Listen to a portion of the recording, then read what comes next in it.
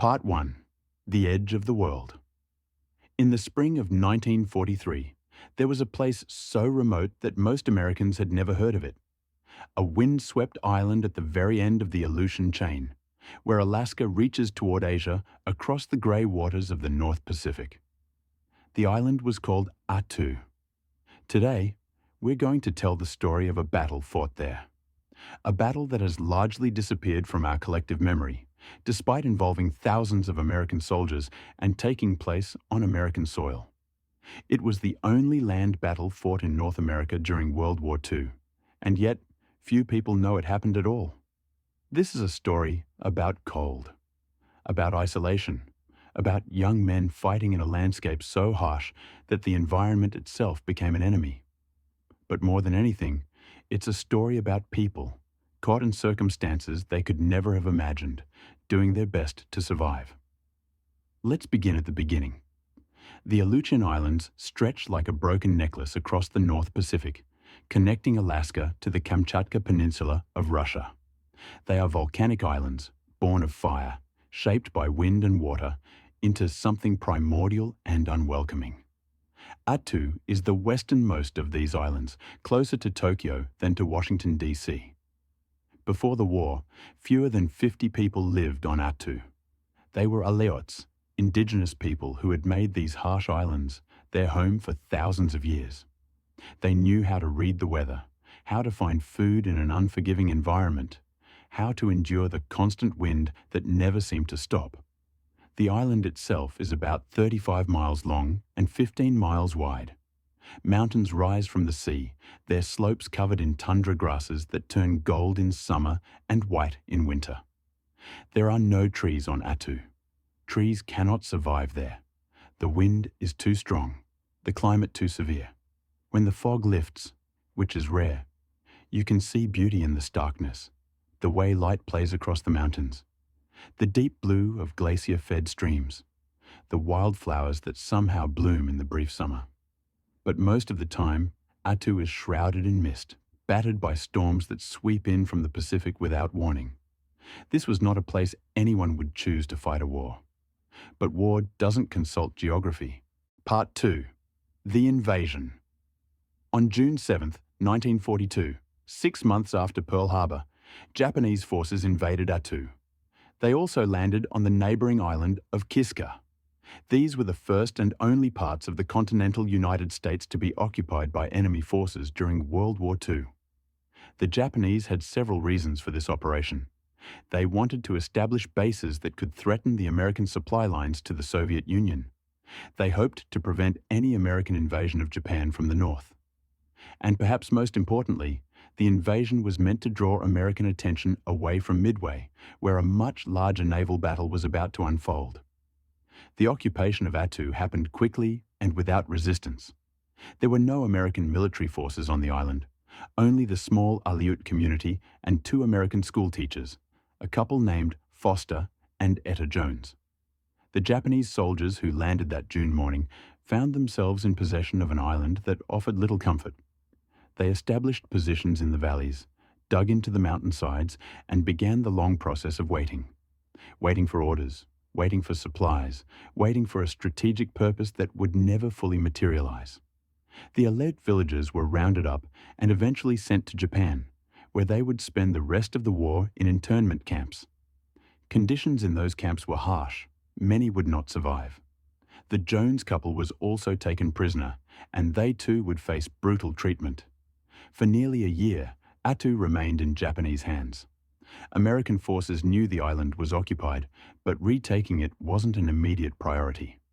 There were battles in the Pacific that seemed far more urgent, islands with strategic value that Attu simply didn't possess. But by the spring of 1943, things had changed. American planners decided that the Aleutians needed to be cleared. Kiska and Attu had to be retaken, not just for strategic reasons, but for psychological ones. No part of American territory could remain under enemy occupation. The men who would fight to retake Attu were about to enter one of the strangest and most difficult campaigns of the entire war. Part 3. The Plan Major.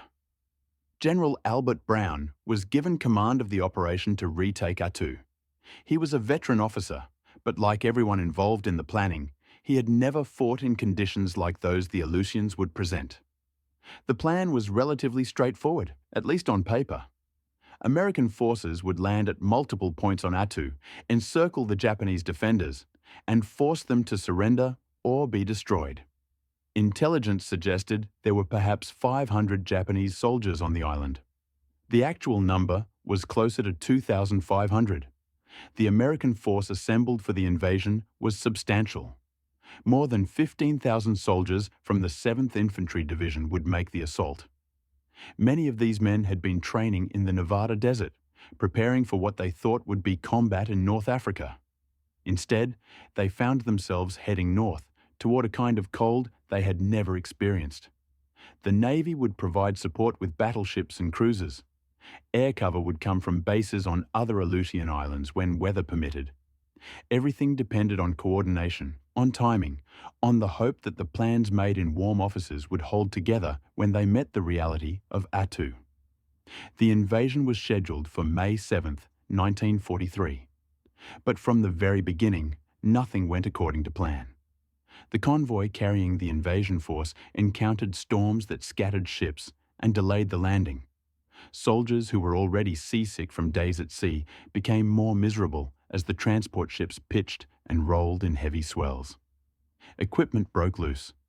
Men wondered what they were heading toward. When the landings finally began on May 11, 1943, 4 days late, the weather remained terrible. Fog obscured the beaches. The sea was rough. Landing craft struggled to reach shore, and when they did, soldiers found themselves wading through icy water that came up to their waists. The first wave of troops landed at two main points, designated Red Beach in the south and Massacre Bay in the east. The names had been chosen from maps made years earlier. No one knew then how grimly appropriate the name Massacre Bay would become. At Red Beach, the terrain was particularly brutal. Soldiers had to climb steep slopes immediately after landing, carrying heavy packs and weapons, their clothing already soaked from the landing. The tundra, which had looked solid from the sea, turned out to be soft and marshy in places. Men sank to their knees. Others slipped on wet grass and fell. At Massacre Bay, the beach itself was narrow, backed by cliffs and steep hillsides. There was no easy way inland. Everything had to funnel through a few natural corridors, which meant that if the Japanese had positioned their defenses well, the Americans would be extremely vulnerable. In those first hours, the Japanese did not strongly contest the landings. They had positioned their main defenses further inland, in the high ground, and they were content to let the Americans come ashore. It was a tactical decision that would define the entire battle. By nightfall on that first day, thousands of American soldiers were ashore, cold, wet, and beginning to understand that this was going to be unlike any battle they had imagined. Part 4. The terrain. Before we go further into the battle, we need to understand the ground where it was fought. Because in many ways, the terrain of Attu was as much an opponent as the Japanese forces. Imagine landing on a beach and seeing before you a landscape with no flat ground. Everything slopes. Everything is either uphill or downhill. The mountains rise sharply, their peaks often disappearing into clouds and fog. Between the mountains are narrow valleys, and in those valleys, the ground is spongy with moisture. The tundra that covers most of Attu is deceptive. From a distance, it looks like solid ground covered in grass. But step on it and your boot sinks. Sometimes just a few inches, sometimes up to your knee. Water seeps into your boots almost immediately, and once your feet are wet in temperatures that hover around freezing, they stay wet. There were streams everywhere, fed by snowmelt from the mountains.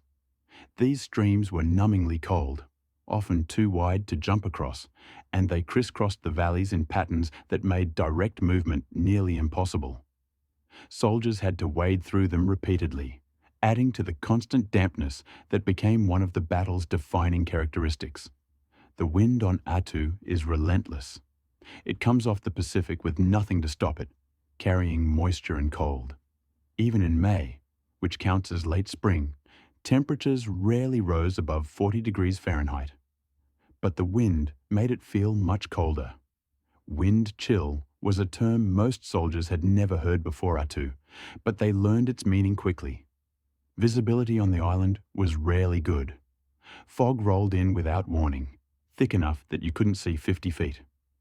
When the fog cleared, rain often followed.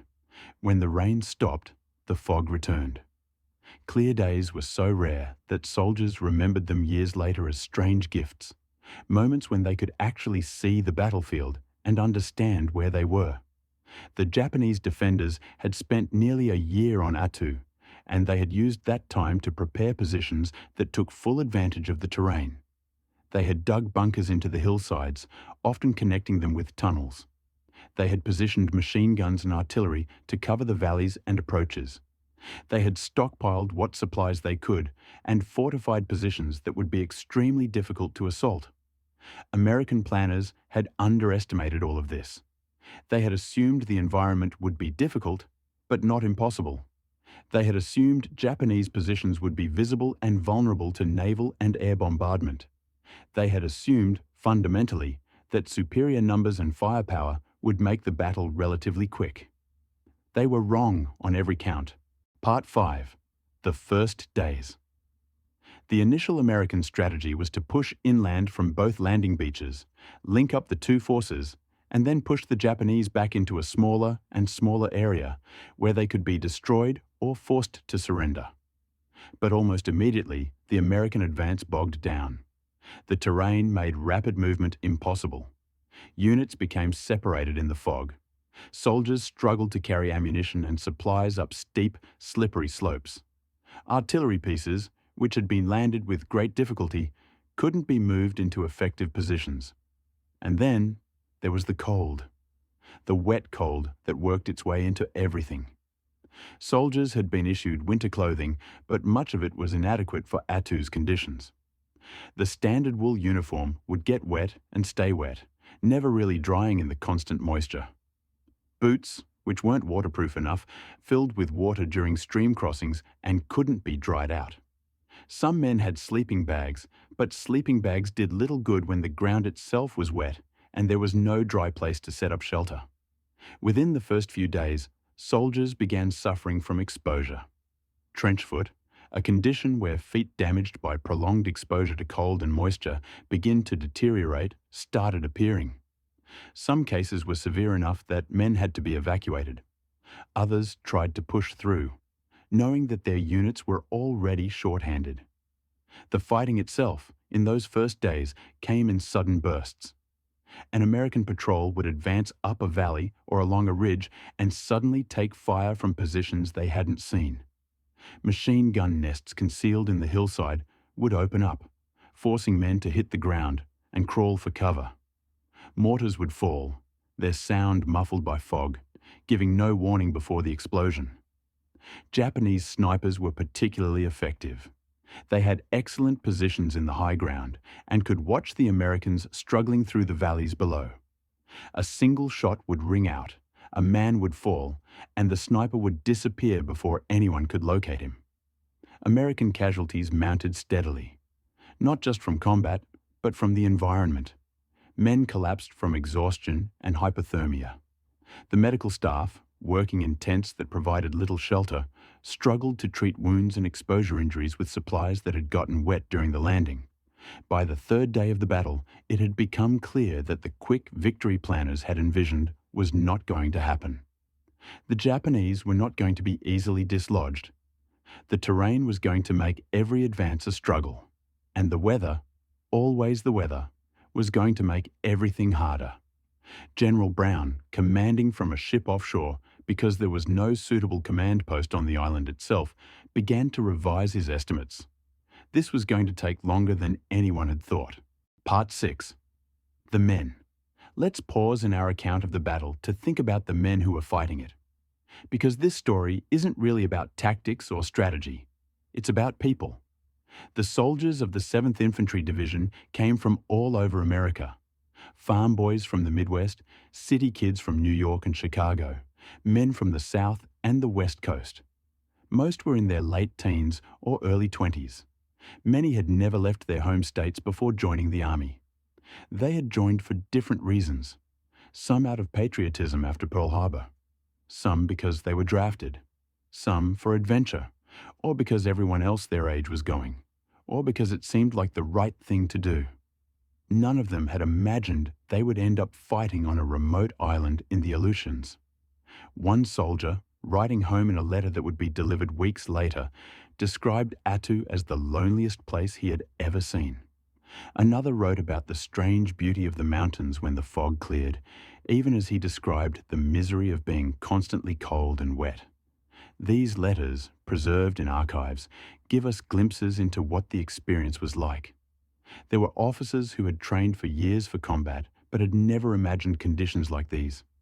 Lieutenants and captains in their 20s, trying to lead men through terrain where maps were nearly useless and visibility was measured in feet, making decisions about whether to advance or dig in, knowing that either choice could get men killed.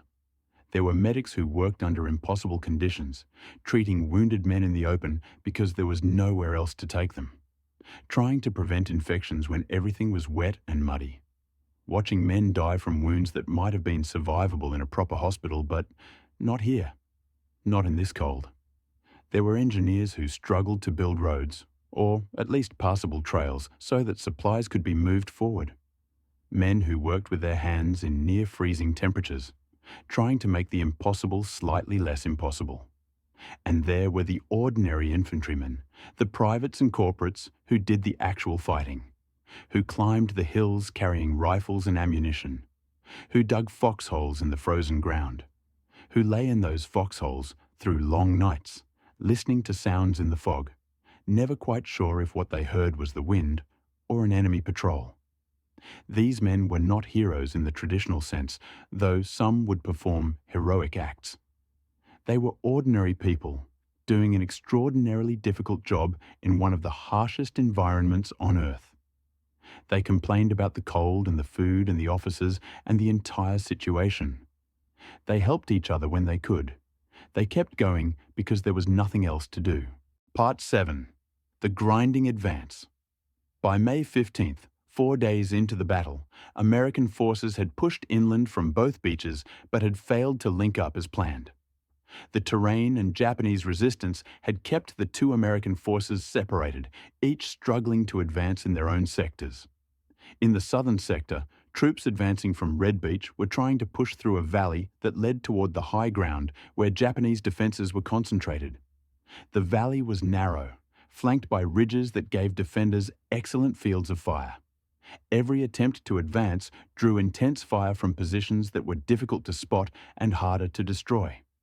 Artillery support, which should have helped suppress Japanese positions, was limited by several factors. The soft ground made it difficult to emplace artillery pieces securely. The fog and low clouds often made it impossible to observe where shells were landing. And ammunition had to be carried forward by hand, which meant there was never enough of it. In the northern sector, around Massacre Bay, American forces faced similar problems. They had secured the beach but found that advancing inland meant climbing steep ridges under fire. Units would spend hours taking a single ridge, suffering casualties in the process, only to discover that another ridge lay beyond it, and that one too would have to be taken. The fighting developed a terrible rhythm. An American unit would advance, taking fire, and go to ground. They would try to locate the source of the fire and suppress it with their own weapons. Sometimes they succeeded. Sometimes they called for mortar or artillery support, which might or might not arrive, and might or might not hit the right target. Then they would advance a little further, and the process would repeat. Gains were measured in yards, not miles. A day's hard fighting might result in an advance of a few hundred yards, and every yard cost casualties. The medics worked constantly. Wounded men had to be carried back over the same difficult terrain that had been so hard to cross advancing. Stretcher bearers slipped on wet grass, struggling to keep the wounded stable. The battalion aid stations were overwhelmed. Men waited hours for treatment, lying in the cold. The dead posed their own problem. There was no time or resources for proper burials during the fighting. Bodies were moved to collection points where they would be buried when the battle was over. But the collection points filled faster than anyone had anticipated. By May 17th, American commanders realized they needed to change their approach. The frontal assaults weren't working well enough. The casualties were too high, and the progress too slow. They needed to find the weakest points in the Japanese defenses and concentrate their efforts there. Reconnaissance patrols went out into the fog, trying to map Japanese positions, looking for gaps in their lines. These patrols were dangerous work. Small groups of men moving through terrain where visibility was poor, knowing that Japanese patrols were doing the same thing. Sometimes the patrols encountered each other in the fog, leading to sudden, confused firefights. Gradually, a clearer picture of the Japanese defenses emerged. The defenders were concentrated in the high ground in the central part of the island, with their main strength on several key peaks and ridges. They had excellent observation from these positions and could direct fire onto any American advance through the valleys below. To break this defensive line, American forces would need to take those peaks. It would mean hard fighting uphill against prepared positions. But there was no alternative. The longer the battle dragged on, the more men would be lost to combat and exposure. Orders went out to prepare for a major push. Units that had been fighting for a week were told they would attack again. Fresh troops, who had been held in reserve, were brought forward. Artillery pieces were moved into position, as close to the front as the terrain allowed. Naval gunfire support was arranged, though the ships offshore couldn't see their targets and would be firing based on coordinates called in by observers on the ground. The attack would begin at dawn on May 18th. Every available man would be committed. This time, the American commanders hoped they would break through. Part 8. The Breaking Point. Dawn on May 18th came hidden behind fog, as it always did on Attu. Soldiers who had spent a miserable night in foxholes, trying to stay warm in wet clothing, prepared to attack. Some ate cold rations. Some wrote quick letters home, just in case. Some simply waited, trying not to think too much about what was coming. The naval bombardment began first. The battleships offshore fired salvos that could be heard across the island, a rolling thunder that went on for 30 minutes. Shells screamed overhead and impacted somewhere in the fog ahead. Whether they hit anything important was impossible to tell. Then the order came to advance. All along the American lines, men climbed out of their positions and started moving forward. Officers and sergeants led the way, trying to keep their units together in the limited visibility. The Japanese held their fire at first, waiting until the Americans were committed to the advance, out in the open. Then the defensive fires began. Machine guns from multiple positions, mortars dropping into the valleys, rifle fire from concealed spots in the rocks and grass. Men fell. Others kept moving, knowing that stopping in the open meant death. They reached for whatever cover they could find, rocks and small folds in the ground, anything that might provide some protection. Some units made progress. They pushed through the initial defensive line and started up the ridges toward the peaks that were the day's objectives. The climbing was exhausting. The slopes were steep, the grass slippery. Men had to use their hands to pull themselves up in places, and all the while they took fire from above. Other units ran into stronger resistance and couldn't advance. They found themselves pinned down, unable to move forward or back safely. Officers called for support, for artillery, for anything that might suppress the Japanese positions enough to allow movement. Sometimes help came. Sometimes it didn't. The battle on May 18th was chaos. Fog rolled in and out, sometimes lifting enough to give a view of the battlefield, sometimes closing in so thick that men couldn't see their own squad leaders. Units became separated. Companies lost contact with their battalion headquarters. Radios failed, batteries died, and communication broke down.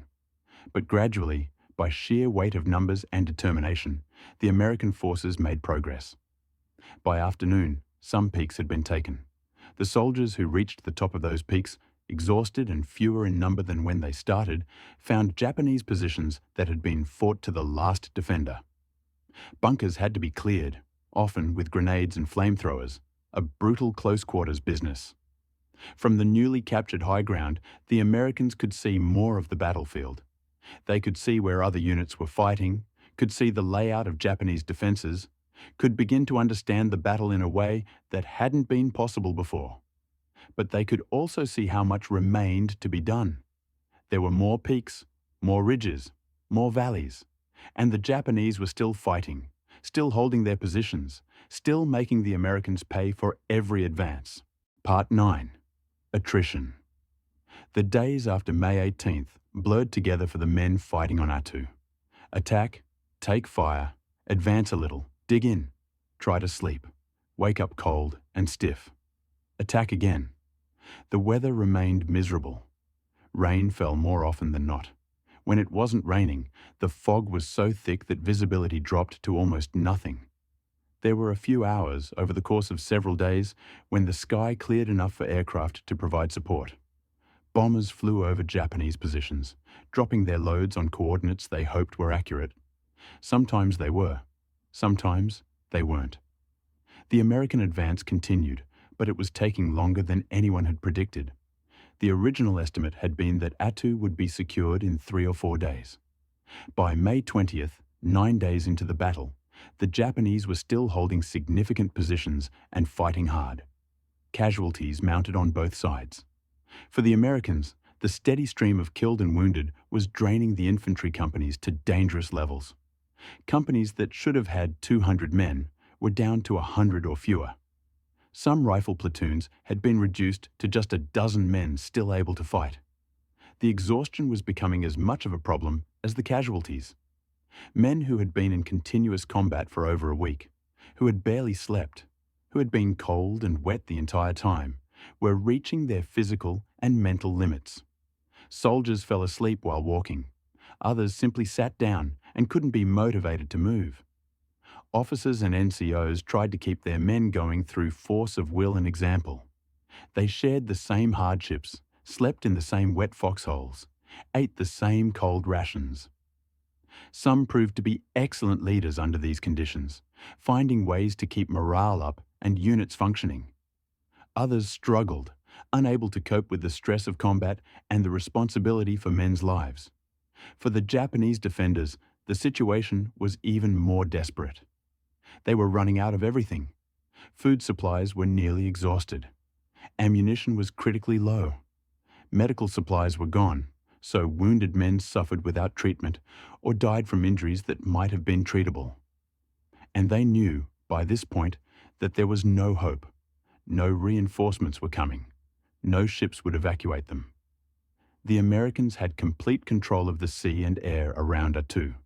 The only question was how much longer they could hold out. Japanese commanders on the island began planning for a final action. In their military culture, when a position became hopeless, one option was a banzai charge, a mass assault by all remaining forces with the goal of inflicting maximum casualties on the enemy, even though the attackers would certainly be killed. This wasn't seen as a suicide attack in the sense that term might be understood. It was seen as a final battle, a way to die fighting rather than waiting to be slowly destroyed in position. For soldiers who had been taught that death in combat was honorable and surrender was shameful, it was a way to control their own end. As the battle entered its 3rd week, the Japanese on Attu prepared for this final action. They gathered their remaining forces, distributed what little ammunition was left, and waited for the right moment. Part 10. The final days. By May 28th, 17 days into the battle, American forces had pushed the Japanese defenders into a small pocket on the eastern end of the island, near a place called Chichagof Harbor. The area still under Japanese control was perhaps 2 miles across. They were cornered. American commanders believed the battle was nearly over. The Japanese had nowhere to retreat. They were low on supplies. It seemed logical that they would soon have to surrender. But surrender was never the plan. In the early morning hours of May 29th, the Japanese launched their final attack. It came just before dawn, in the fog and darkness that had been present throughout the entire battle. The attack hit American positions that had thought they were relatively safe behind the front lines. Field hospitals, command posts, artillery positions. Suddenly, they found themselves under direct assault by hundreds of Japanese soldiers attacking with whatever weapons they had, rifles and bayonets, swords, even sharpened sticks. The attack was ferocious and unexpected. American units that weren't prepared for close combat found themselves in desperate fights. The Japanese attackers kept coming, breaking through initial defensive lines, overrunning positions. The battalion aid station near Massacre Bay was nearly overrun. Medics and wounded men grabbed weapons and fought to defend themselves. The attack reached the command post where medical supplies were stored. Hand-to-hand fighting took place in the fog and darkness. But the attack, while fierce, couldn't be sustained. The Japanese attackers were already starving and wounded before they began. They had little ammunition. As American forces recovered from the initial shock and organized a defense, the attack lost momentum. By mid-morning on May 29th, it was over. The Japanese final attack had failed to break through. Almost all the attackers were dead. A few wounded Japanese soldiers were captured, the first prisoners taken during the entire battle. They were in terrible condition, starved and suffering from untreated wounds and frostbite. American casualties from the final attack were heavy. The aid station had been devastated. Many wounded men who had been waiting for evacuation were killed. Medics and doctors were among the dead. But the battle for Attu was effectively over. Over the next few days, American forces cleared the remaining pockets of resistance. They found Japanese soldiers in bunkers who had killed themselves rather than be captured. They found men who had starved to death. The island was littered with the debris of battle and the dead from both sides. On May 30th, 1943, 19 days after the first landings, Attu was declared secured. The American flag was raised over the island. The Japanese occupation of American territory had ended. Part 11. The cost. Let's talk about numbers, because numbers help us understand the scale of what happened on Attu, even if they can't fully convey the human cost. The American forces that landed on Attu numbered over 15,000 men. Of these, 549 were killed in action. More than 1,000 were wounded. But those numbers, striking as they are, don't tell the complete story. Over 1,200 American soldiers were casualties of the cold. They suffered from exposure, frostbite, and trench foot severe enough that they had to be evacuated from the battle. Some would never fully recover. Some lost toes or feet. The cold affected more American soldiers than Japanese bullets did. The total American casualty figure, combining combat losses and cold weather injuries, was over 2,500 men. That's 1 in 6 soldiers who landed on the island. For some units, the casualty rates were much higher. Companies lost half their strength. Some platoons were nearly wiped out. The Japanese garrison on Attu numbered approximately 2,500 men. Of these, only 28 were taken prisoner, most of them wounded and unable to continue fighting or take their own lives. The rest died, some in combat, some in the final attack, some by their own hand rather than face capture. These numbers make Attu one of the costliest battles of the Pacific War when measured by casualty rates. The percentage of attacking forces that became casualties was higher on Attu than on many more famous battlefields. But Attu remains largely forgotten. It doesn't have the name recognition of Guadalcanal or Iwo Jima. Few memorials mark what happened there. Most Americans, even those with an interest in World War II history, have never heard of it. Why did the battle cost so much? There are many reasons, and military historians have debated them for decades. The terrain was worse than anyone had anticipated. The planning had been done with inadequate maps and poor information about conditions on the ground. The weather was more severe than expected, and the constant cold and wet conditions degraded both men and equipment. The American forces, while well-trained, had not been trained for this specific environment. They had practiced desert warfare, not Arctic or subarctic combat. Their equipment was inadequate for the conditions. Their tactics had to be adapted on the fly. The Japanese defenders, while outnumbered, had excellent positions and used them well. They fought with a determination that American forces had not fully anticipated. The fact that they would fight to the death rather than surrender meant that no position could be bypassed. Everything had to be taken by force. The logistics of supporting a battle on such a remote island were immensely difficult. Everything had to come by ship, and the weather often prevented ships from unloading. Supplies piled up on beaches because they couldn't be moved inland. Men went without adequate food and dry clothing, even though these things were technically available, just not where they were needed. And perhaps most importantly, the battle took longer than planned, which meant all the other problems had more time to compound.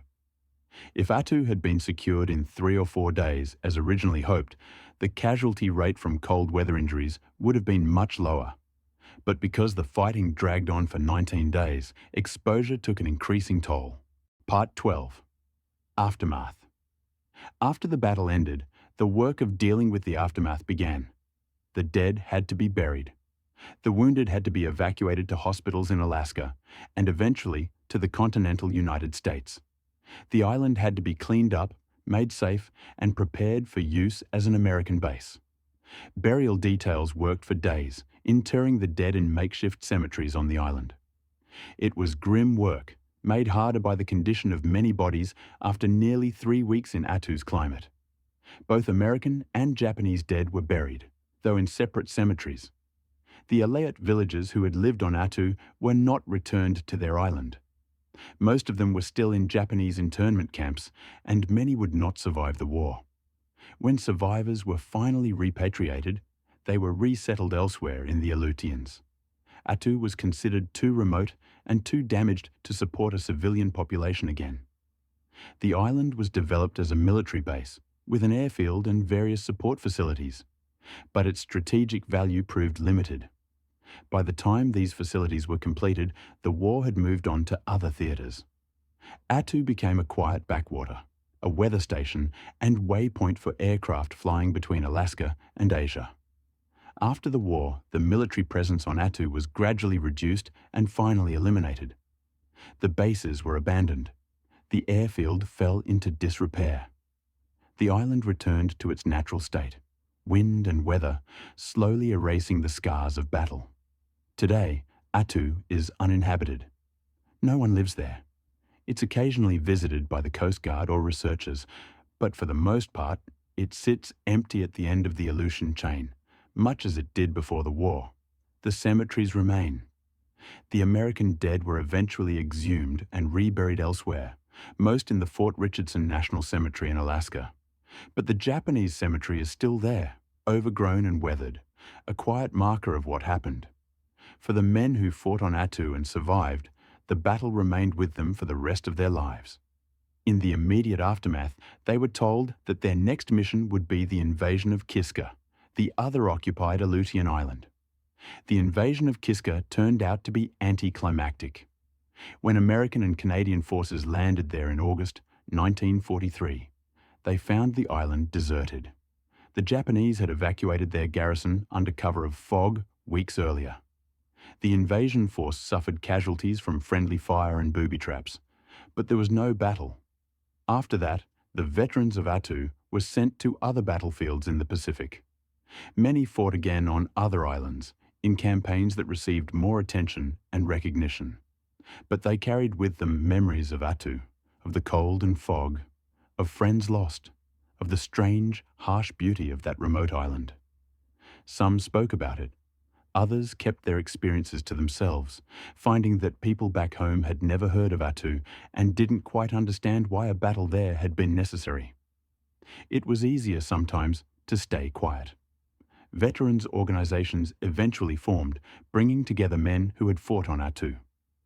They held reunions, shared stories, and tried to make sure the battle wasn't completely forgotten. They pushed for recognition, for memorials, for acknowledgement that what they had gone through mattered. But despite these efforts, Attu never captured the public imagination the way other battles did. It remained obscure, a footnote in histories of World War II, if it was mentioned at all. Part 13. Why we forgot. It's worth asking why Attu was forgotten. Why does this battle, which was significant in many ways, occupy such a small place in our collective memory of World War II? Part of the answer is timing. The Battle of Attu took place in May 1943, at a moment when American attention was focused elsewhere. The campaign in North Africa was reaching its conclusion. Planning for the invasion of Sicily was underway. In the Pacific, the island-hopping campaign was beginning in earnest. Attu was a sideshow, geographically and strategically remote from the main theatres of war. The media coverage of Attu was limited. Reporters who covered the battle found it difficult to convey to audiences back home. The location was so unfamiliar that maps had to be published just to show people where Attu was. The weather conditions and terrain difficulties didn't make for dramatic storytelling in the way that tank battles or naval engagements did. And the fact that the battle took so long, with progress measured in yards rather than miles, meant there were few clear-cut dramatic moments to report. There was also, perhaps, an element of embarrassment in how the battle had unfolded.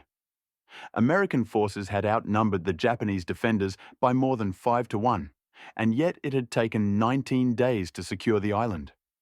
Casualties had been high. The problems with equipment, planning, and logistics were significant. It wasn't a story of triumph that could be easily celebrated. After the war, as the story of World War II was told and retold, Attu simply didn't fit the narrative that emerged. The Pacific War story became one of island hopping toward Japan, of great naval battles, and dramatic amphibious assaults.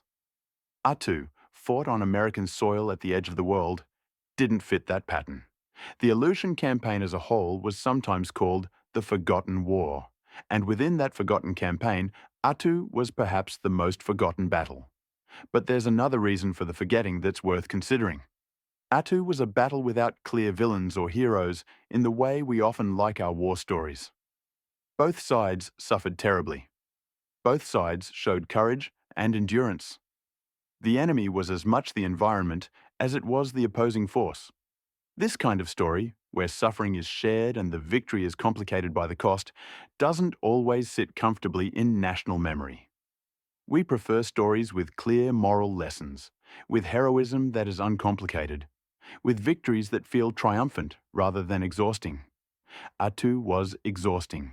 It was brutal and cold and miserable. The men who fought there did their duty, but many of them came away not feeling victorious so much as feeling grateful to have survived. That's not the kind of memory that gets turned into monuments and movies. And yet, perhaps that's exactly why the story of Attu deserves to be remembered. Because it shows us something true about war that more celebrated battles sometimes obscure. It shows us that war is often not glorious or exciting, but rather cold and wet and frightening and sad. That courage often looks like simply enduring, simply keeping going when everything in you wants to stop. The men who fought on Attu were not fighting for glory. They were fighting because they had been ordered to, because it was their duty, because they didn't want to let down the men beside them. That's what most combat comes down to when you strip away the heroic language. Ordinary people doing what they must in extraordinary circumstances. Part 14. Lessons learned. The Battle of Attu did have one significant impact on the American military. It taught lessons about cold weather warfare that would prove valuable in future conflicts. After Attu, the Army developed better cold weather equipment. Boots were redesigned to be more waterproof. Clothing systems were improved. Training programs were created specifically for Arctic and subarctic conditions. The experience gained on Attu, paid for dearly, became institutional knowledge. Some of the tactics developed on Attu were also applied to later battles. The difficulty of assaulting prepared positions in rough terrain, the importance of proper reconnaissance, the need for realistic planning that took environmental factors seriously. These were lessons written in the experiences of the men who fought there. The Navy learned lessons too, about supporting amphibious operations in difficult weather, about the limitations of naval gunfire when visibility is poor, about the challenges of resupply in remote locations. In military staff colleges after the war, Attu was studied as a case example. What went wrong? What could have been done differently? How could the casualties have been reduced? These were important questions for professional military education, even if the general public never heard the answers.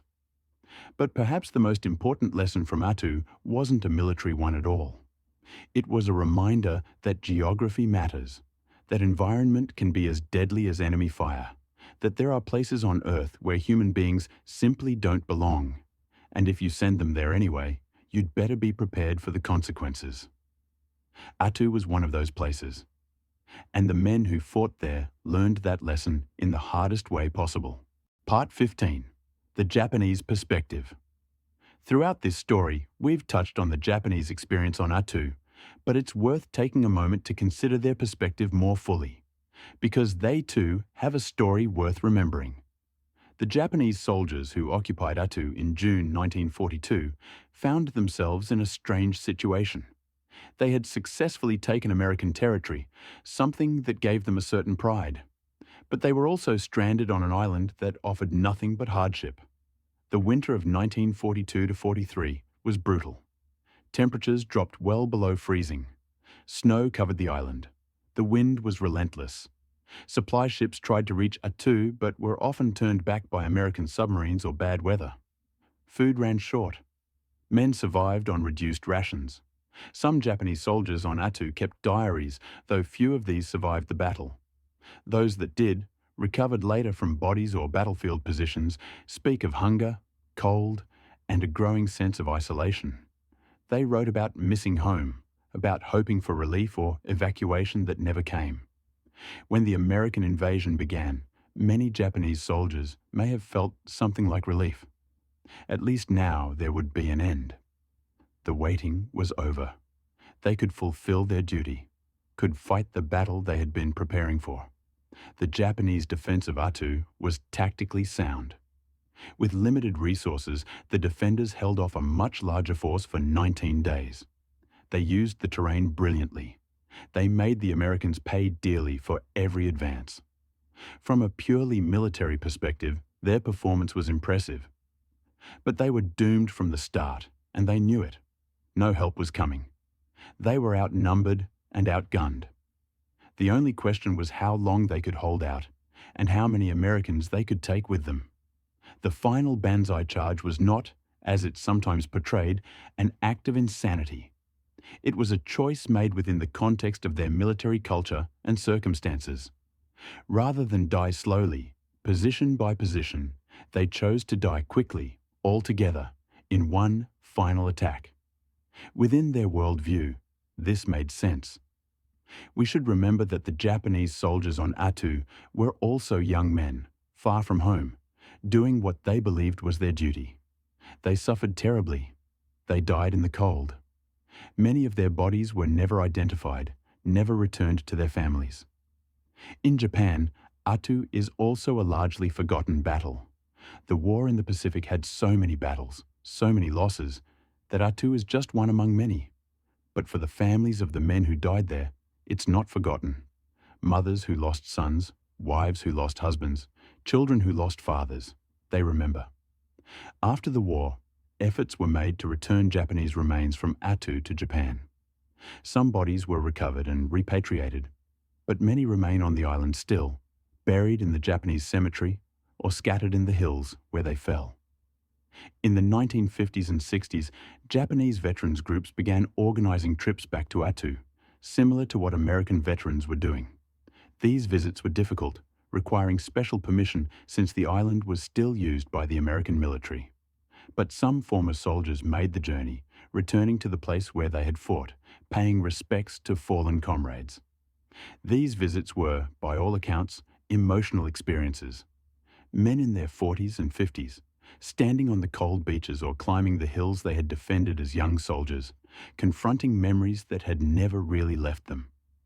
What's remarkable is that when Japanese and American veterans of Attu encountered each other at reunions or memorial events in later years, they often found a shared understanding.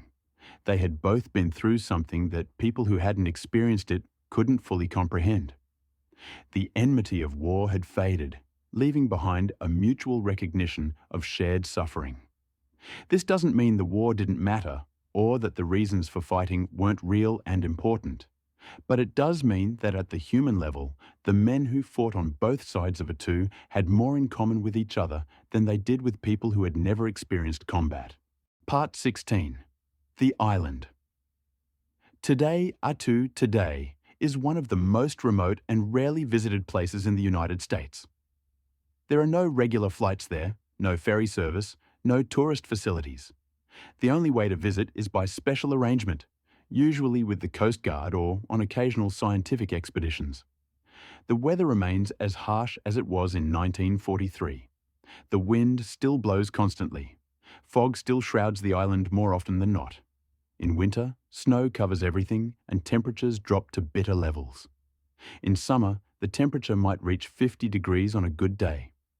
The remnants of the battle are still visible. You can find rusted equipment half buried in the tundra. Shell casings lie scattered on hillsides. Old foxholes and trenches, eroded but still recognizable, mark where men fought and died. The outlines of Japanese bunkers are visible, though most have collapsed. The airfield built after the battle is still there, though it hasn't been used in decades. The runway is broken and overgrown. The buildings that once housed American personnel have fallen apart, their roofs collapsed, walls leaning. Nature has reclaimed most of Attu. The scars of war are healing, slowly. Grass grows over everything. In summer, wildflowers bloom where men once killed each other. Foxes and birds live on the island now, indifferent to its history. The Japanese cemetery is maintained by a few dedicated individuals who make the difficult journey to Attu periodically to clean the gravestones and perform memorial services. It's a small cemetery, marked by a monument that simply records the fact that Japanese soldiers are buried there. The American dead, as mentioned, were removed years ago. But there are markers on the island noting where the American cemeteries once stood and where significant actions took place. Visitors to Attu, the few who make it there, often report being struck by the silence and isolation. It's hard to imagine that thousands of men fought and died here. The island seems too remote, too empty, too indifferent to human affairs to have been the site of such violence. But that's the nature of battlefields after time has passed. The grass grows, the wind blows, the physical evidence fades. Only memory remains, and even that grows fainter with each passing year. Part 17. Memory and Meaning. We're coming near the end of our story, and it's worth pausing to consider what it all means. Why does a battle fought more than 80 years ago on a remote island matter now? Why have we spent this time together exploring what happened on Attu? There are several answers to that question. The first is simple. The men who fought there deserve to be remembered. They went where they were sent. They did what they were asked to do. Many of them died, and many who survived carried physical and psychological scars for the rest of their lives. They are part of our history, and forgetting them diminishes us. The second answer is that Attu teaches us something important about war. It strips away the romance and glory that sometimes attaches to military history. On Attu, there was no glory, only endurance, no romance, only misery and duty. Remembering battles like Attu helps us understand the true cost of war, not just in lives lost, but in suffering endured. The third answer is about remembering our capacity for both cruelty and courage. War brings out the worst in humanity, the violence and destruction we're capable of. But it also brings out something better, the loyalty and sacrifice, the willingness to endure hardship for the sake of others. Both realities were present on Attu. And finally, Attu reminds us that history is bigger than the famous battles and well-known names.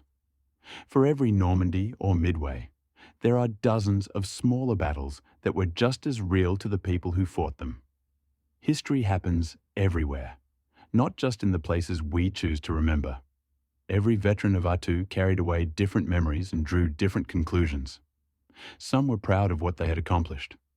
Others questioned whether the battle had been necessary at all, whether the island was worth the cost in lives. Most simply filed the experience away as something they had survived and moved on with their lives as best they could.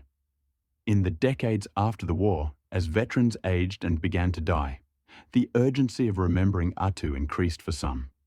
They knew they were the last living connection to that battle, the last people who could say, "I was there. This is what it was like." They gave interviews, wrote memoirs, worked to establish memorials. The 50th anniversary of the battle in 1993 saw renewed attention to Attu. Surviving veterans made what would be their last organized return to the island. They were old men by then, in their 70s, but standing on those beaches and hillsides brought back everything. Some wept, others stood quietly, lost in memory. The 75th anniversary in 2018 saw even fewer veterans. The youngest men who had fought on Attu would have been in their 90s by then. The connection to living memory was almost severed. Now, as we approach the 80th anniversary, it's likely that no veterans of the Battle of Attu remain alive. The last men who could say they were there, who could describe what it felt like, are gone. The battle has passed fully into history, no longer a living memory, but only a story we tell each other. And this is why stories like the one we've told today matter. Because when living memory fades, stories are what remain. Stories preserve experience, convey meaning, connect us to past events and the people who lived through them. Part 18. Reflections. As we finish our time together, let's think about what the Battle of Attu means in a larger sense, beyond the specific events of May 1943. Attu represents something about the nature of war itself. It shows us that war is rarely the clean, decisive affair we might imagine from a distance. It's messy and complicated and full of suffering that extends far beyond the simple calculus of victory and defeat. The environmental casualties on Attu, the men who fell to cold and exposure rather than enemy fire, remind us that war doesn't respect our neat categories. We like to think of battles as contests between armies, but on Attu, the real enemy was often the island itself, the cold and wet and fog that damaged men as surely as bullets did. Attu also represents something about human endurance. The men on both sides endured conditions that seem almost unimaginable. They kept fighting when everything in them must have wanted to stop. They fulfilled their duties even when those duties seemed pointless or impossible. This speaks to something profound about human nature, our ability to persevere even in the most difficult circumstances. There's also something important in the fact that Attu was forgotten. Not every historical event becomes part of our collective memory. Some stories fade while others endure, and the reasons aren't always clear or fair. The men who fought at Gettysburg are remembered. The men who fought on Attu are mostly forgotten. But the men on Attu fought just as hard, suffered just as much, were just as brave. This tells us something about memory itself, about how we construct our understanding of the past. We choose what to remember, consciously or not. And those choices shape how we understand ourselves and our history. What would the veterans of Attu want us to take from their story? We can't know for certain, but based on what many of them said in later years, a few themes emerge. They would want us to understand that war is hard. Not exciting or glorious, but hard. Cold and wet and frightening and sad. They would want young people considering military service to go in with their eyes open, understanding what they might be asked to endure. They would want us to remember their friends who didn't come home, the men who fell on the hills of Attu and were buried in that cold ground, the men whose names are on memorials, but whose stories are forgotten. Every one of those men had a life, a family, dreams that ended on that remote island. They would want us to think carefully before sending soldiers to war, to understand that every battle has a cost measured not just in strategic objectives achieved or denied, but in human suffering. To remember that the decision to go to war is perhaps the gravest decision a society can make. But they would also want us to honor the concept of duty. They went to Attu not because they wanted to, but because they were ordered to. They fought not for glory, but because it was expected of them. There's something admirable in that, in doing your duty even when it's hard, even when it costs you dearly. And finally, they would probably want us simply to know that they were there, that Attu happened, that it mattered to them, even if it doesn't hold a large place in our national memory. They were there, in the fog and cold, fighting a battle at the edge of the world. And for 19 days in May 1943, that island was the center of their universe. Conclusion. The last words. We've reached the end of our journey to Attu. We've walked those cold beaches and climbed those steep hills, at least in imagination. We've tried to understand what it was like for the men who fought there, on both sides, and what their battle means now that they're gone. The Battle of Attu lasted 19 days. This story has lasted just over an hour. That disparity tells you something. Words, even many words, can only approximate experience. The reality of those 19 days, for the men who lived through them, was richer and more complex than any account can capture. But perhaps we've done enough to remind ourselves that Attu happened, that real people fought there, suffered there, died there, that their experience deserves to be remembered, even though they fought in a place most of us will never see, in a battle that history has largely forgotten. Attu sits today much as it did before the war, remote and windswept at the edge of the North Pacific. The wind blows across empty hillsides. Fog rolls in from the sea. In summer, flowers bloom. In winter, snow covers everything. The island remembers nothing, but we can remember. We can tell the story, pass it on, ensure that the men who fought at Attu are not completely forgotten. That's the promise we make to those who came before us, especially those who endured hardship and danger on our behalf. We will remember. We will tell the story. We will not let it disappear completely into the fog of history. Thank you for listening to this story of Attu, the forgotten island, and the forgotten battle fought there in the spring of 1943. May the men who fought there, American and Japanese, rest in peace, and may we remember them. The end.